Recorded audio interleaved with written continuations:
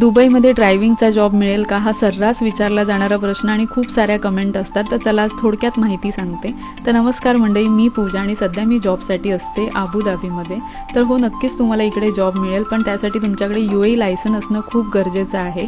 आपलं इंडियाचं लायसन इकडे नाही चालत, पण इंडियाचं लायसन असेल तर तुम्हाला UAE लायसन काढण्यासाठी गोल्डन चान्स मिळतो.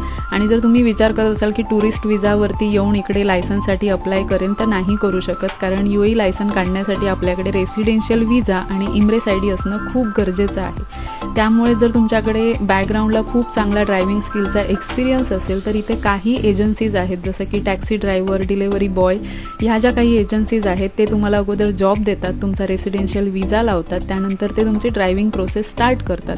तुमचं लायसन आलं की तुमच्या हातामध्ये ते व्हेकल देतात. आणि दुसरा पर्याय असतो, काही लोक इथे येऊन साईड बाय साईड छोटं मोठं काम बघतात, रेसिडेन्शियल विजा मिळवतात आणि side by side licence process start करून लायसन आलं की मग जॉब चेंज करतात. पण इकडे लायसन मिळवणं तेवढं देखील सोपं नाही आहे, कारण इथे theory test, road test, parking test अशा बऱ्याच टप्प्यामधून जावं लागतं आणि त्यासाठी तुमचं ड्रायव्हिंग स्किल खूपच चांगलं असणं खूप गरजेचं आहे. म्हणूनच असं गमतीने काही लोक म्हणतात की UAE लायसन काढणं म्हणजे MPSCची एक्झाम देण्यासारखं आहे.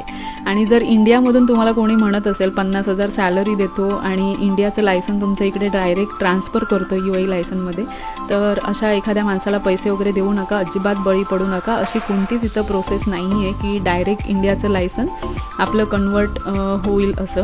त्यामुळे ह्या गोष्टीमध्ये करू नकात. आणि पुढच्या ब्लॉगमध्ये मी तुम्हाला सांगते की ड्रायव्हिंग लायसनसाठी किती खर्च येतो आणि स्टार्टिंग सॅलरी किती मिळेल.